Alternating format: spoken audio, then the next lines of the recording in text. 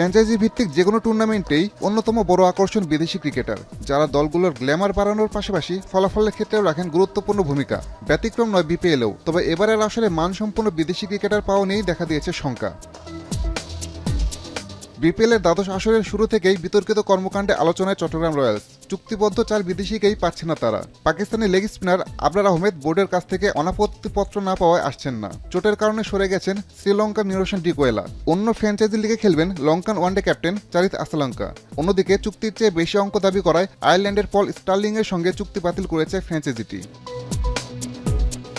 Sri Lankan allrounder Angelo Mathews ও যুক্তরাষ্ট্রের Aaron জোন্সকে নিয়ে বেশ শক্তিশালী দল সাজিয়েছিল সিলেট, তবে ব্যক্তিগত কারণ দেখিয়ে টুর্নামেন্ট থেকে নিজেকে সরিয়ে নিয়েছেন ম্যাথুস। অন্যদিকে ক্রিকেট বোর্ড থেকে ছাড়পত্র না পাওয়ায় বিপিএল খেলতে আসছেন না জোন্সও। নোয়াখালী এক্সপ্রেসে খেলার কথা থাকলেও চোটের কারণে ছিটকে গেছেন লঙ্কান কুশল মেন্ডিস। বিপিএলের মাঝে অনুষ্ঠিত হবে পাকিস্তান শ্রীলঙ্কা টি-20 সিরিজ। সে সময় এই দুই দেশের ক্রিকেটারদের ছাড়তে হবে দলগুলোকে। সব মিলিয়ে তারকা বিদেশি ক্রিকেটার ছাড়াই অনুষ্ঠিত হতে যাচ্ছে বিপিএলের এবারের আসর।